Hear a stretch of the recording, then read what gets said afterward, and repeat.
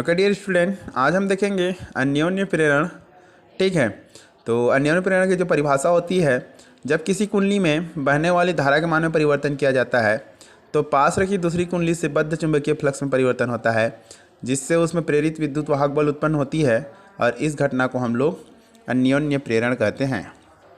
ठीक है, तो यहाँ हम लोग दो कुंडली लेंगे, एक प्राइमरी कुंडली और एक सेकेंडरी कुंडली। प्राइमरी मतलब पहला और सेकेंडरी मतलब दूसरा। ठीक है, पहले को बैटरी के थ्रू जोड़ देंगे और दूसरे में सिर्फ और सिर्फ गैल्वेनोमीटर लगा देते हैं। ठीक है, अब बैटरी की सहायता से हम इसमें धारा प्रवाहित करते हैं और धारा प्रवाहित करने के कारण जब किसी चालक में धारा प्रवाहित होता है उसके आसपास क्या उत्पन्न हो जाता है, चुंबकीय क्षेत्र उत्पन्न हो जाता है। अब यही चुंबकीय क्षेत्र दूसरे कुंडली से होकर गुजरेगी और इसके लंबवत गुजरने के कारण हम लोग उसको कहते हैं चुंबकीय फ्लक्स। ठीक है, और जब इसमें हम लोग धारा प्रवाहित करते हैं तो धारा का मान तो एकाएक अधिक नहीं हो जाता है, मतलब जीरो से लेकर मैक्स नहीं हो जाता है। कैसे बढ़ता है, जीरो से एक, एक से दो, दो से लेकर डेढ़ कहाँ तक बढ़ेगा, मैक्सिमम तक बढ़ेगा। मतलब यहाँ धारा का मान परिवर्तन हो रहा है और धारा का मान परिवर्तन हो रहा है तो यहाँ जो चुंबकीय क्षेत्र उत्पन्न हो रहा है वो भी धारा के मान पर ऊपर डिपेंड करता है। तो चुंबकीय क्षेत्र भी कम ज़्यादा हो रहा है, मतलब जीरो से लेकर मैक्सिमम हो रहा है यहाँ पे धारा, तो चुंबकीय क्षेत्र भी जीरो से लेकर मैक्सिमम की ओर बढ़ रहा है। ठीक है, तो यहाँ देखते हैं कि यहाँ जो फ्लक्स गुजर रहे हैं उन फ्लक्स की मात्राओं में भी क्या होती है, वृद्धि होती है। धीरे धीरे जीरो से लेकर मैक्सिमम की ओर फ्लक्स भी बढ़ता है। ठीक है, तो जैसे फ्लक्स के मान में परिवर्तन होता है, फैराडे के नियमानुसार इसमें प्रेरित विद्युत वाहक बल उत्पन्न होता है। ठीक है, और उस पर धारा बहने लगती है, किसमें, सेकेंडरी कुंडली में। अब इसमें हम लोग धारा के मान को कैसे मापेंगे, तो यहाँ पे गैल्वेनोमीटर लगा देते हैं जिसकी सहायता से हम लोग मापते हैं। तो हम लोगों ने अन्योन्य प्रेरण में क्या समझा, इसमें धारा परिवर्तन प्रवाह करेंगे। प्राथमिक कुंडली में हम लोग धारा प्रवाह करते हैं तो सेकेंडरी कुंडली में विद्युत वाहक बल उत्पन्न होता है और धारा बढ़ने लगती है। कैसे बढ़ेगी, तो चुंबकीय क्षेत्र में परिवर्तन होता है, इसीलिए फ्लक्स में भी परिवर्तन होता है और फ्लक्स में परिवर्तन होने के कारण इसमें धारा बहने लगती है, विद्युत वाहक बल भी उत्पन्न होता है। अब इसमें हम लोग इसका प्रेरण गुणांक देखते हैं। पहली परिभाषा देखते हैं, तो जैसे कि मैंने बताया कि धारा परिवर्तन करेंगे तो फ्लक्स मान में परिवर्तन होता है, इसीलिए I1 is directly proportional to N2/2। ठीक है, अब हम लोग इसमें अनुक्रमानुपाती साइन हटा देंगे तो इसमें एक कांस्टेंट लेना पड़ता है जिसे हम लोग m कहते हैं और m को ही अन्योन्य प्रेरण गुणांक कहते हैं और m बराबर आ जाएगा N2/2/I1। अब इसमें फिर से इसको परिभाषित करने के लिए I1 = 1 पुट कर देंगे तो एकांक धारा। ठीक है, यहाँ हमारा परिभाषा क्या आ जाएगा, प्राथमिक कुंडली में अगर धारा के मान को एकांक कर दें तो अन्योन्य प्रेरण गुणांक उत्पन्न चुंबकीय फ्लक्स के बराबर होता है। अब उसी प्रकार हम लोग इसकी दूसरी परिभाषा देखते हैं, तो हम लोग फैराडे के नियम में पढ़ा था एप्सिलॉन = -N2d∅2/dt। ठीक है, मतलब हम लोग पढ़े थे कि N d∅/dt, लेकिन यहाँ हमारा फ्लक्स जो उत्पन्न हो रहा है वो द्वितीय कुंडली में हो रहा है, इसलिए N2 और यहाँ पे ∅2। ठीक है, अब N2 को अंदर ले जाएंगे तो N2/2 आ जाएगा। अब N2/2 बराबर हम लोगों ने निकाला अभी MI1, तो M को बाहर लिखे और di1/dt लिख लिए, क्योंकि धारा के मान में परिवर्तन होता है तो प्रेरित विद्युत वाहक बल उत्पन्न होता है। अब हम लोग इसमें di/dt = 1 पुट कर देंगे। ठीक है, तो एप्सिलॉन = M आ जाएगा, मतलब उत्पन्न प्रेरित विद्युत वाहक बल अन्योन्य प्रेरकत्व के बराबर होता है। अब इसमें देखते हैं कि दो परिनालिका के मध्य अन्योन्य प्रेरकत्व गुणांक क्या होगा। तो सबसे पहला मैं बताया था आप लोगों को कि प्रेरकत्व गुणांक निकालना है तो 3 स्टेप फॉलो करना पड़ता है। पहला स्टेप रहता है कि चुंबकीय क्षेत्र उत्पन्न हुआ है उसको ज्ञात करना और चुंबकीय फ्लक्स को ज्ञात करना और लास्ट में प्रेरकत्व गुणांक को ज्ञात करना।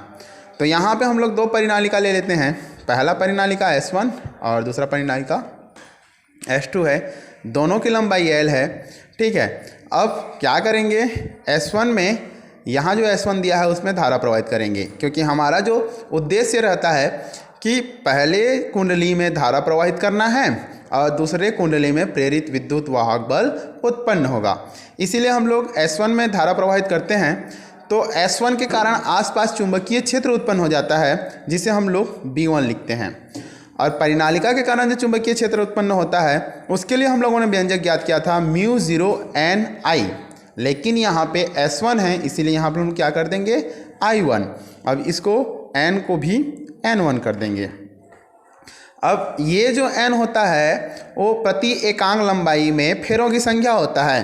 तो यहाँ पे हम लोगों का जो फार्मूला आ जाएगा N1 is equal to capital N1 upon L आ जाएगा, क्योंकि ये जो है कुल फेरों की संख्या है और यहाँ पे ये लंबाई है। तो हम लोग यहाँ पे B1 is equal to μ0 N1 upon L into I1 रखेंगे। ठीक है, अब सेकेंड स्टेप फॉलो करेंगे। तो सेकेंड स्टेप क्या होता है, फ्लक्स ज्ञात करना। और फ्लक्स किस में उत्पन्न हो रहा है, तो द्वितीयक कुंडली में उत्पन्न हो रहा है। अतः हम लोग क्या ज्ञात करेंगे, φ2 ज्ञात करेंगे। तो φ2 इज इक्वल टू आ जाएगा B1 इंटू ए। तो φ2 बराबर B1 का मान यहाँ रखते हैं μ0 N1 upon L into I1 into में ए आ जाएगा। ठीक है, फिर उसके पश्चात M21 इज इक्वल टू आएगा, हम लोगों ने निकाला था N2 φ2 अपान I। ठीक है, तो यहाँ पे क्या लेंगे I1। अब इसमें हम लोग देखते हैं कि हम लोग φ2 का मान निकाले कितने हैं, μ0 N1 L into I1 into ए। ठीक है, तो यहाँ पे N2 अपान I1 को लिख सकते हैं। लिखने के पश्चात φ2 का मान रख दिए और φ2 का मान रखने के पश्चात हम देखेंगे I1 क्या हो जाएगा, कैंसिल हो जाएगा और हमारा अन्योन्य प्रेरकत्व का मान ज्ञात हो जाएगा। अब उसी प्रकार हम लोग दो समतल वृत्ताकार कुंडलियों के लिए हम लोग अन्योन्य प्रेरकत्व गुणांक ज्ञात करेंगे। तो यहाँ पे दो कुंडली ले लेते हैं, एक कुंडली की त्रिज्या R1, दूसरी कुंडली की त्रिज्या R2 हो जाएगी। पहली कुंडली में धारा प्रवाहित करेंगे और दूसरी कुंडली में प्रेरित विद्युत वाहक बल उत्पन्न होगा। तो हमारा सबसे पहला स्टेप होता है कि B1 ज्ञात करना, चुंबकीय क्षेत्र ज्ञात करना।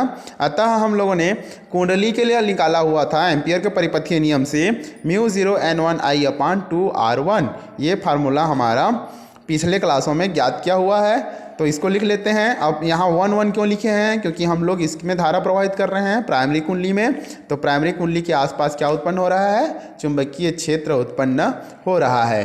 ठीक है, अब देखते हैं आगे। तब हम देखेंगे कि द्वितीयक कुंडली में जो फ्लक्स उत्पन्न होगा वो B1 इंटू ए हो जाएगा और B1 इंटू ए बराबर यहाँ पे B1 का मान रख देंगे। और सब जान रहे हैं वृत्ताकार कुंडली का जो क्षेत्रफल होता है पाई R2 का वर्ग होता है। यहाँ ध्यान रखने वाली बात यह है कि हम लोग द्वितीयक कुंडली में फ्लक्स का मान याद कर रहे हैं। अब नेक्स्ट देखते हैं, हमारा तीसरा स्टेप रहता है कि प्रेरकत्व गुणांक ज्ञात करो। तो यहाँ अन्योन्य प्रेरकत्व का फार्मूला क्या हो जाएगा, N2 φ2 अपान I हो जाएगा। φ2 का मान हम लोग ज्ञात कर चुके हैं, N2 अपान I कर देंगे, जिससे हमारा आएगा N2 μ0 N1 I 2R1 into pi R2 square into 1 upon I, क्योंकि I कैंसिल होता है। अतः हमारा मान आ जाएगा M is equal to μ0 N1 N2 upon 2R1 into में पाई R2 का वर्ग। यही हमारा अन्योन्य प्रेरकत्व गुणांक का व्यंजक है। कल से हम लोग नेक्स्ट अध्याय देखेंगे, अध्याय 7 प्रत्यावर्ती धारा।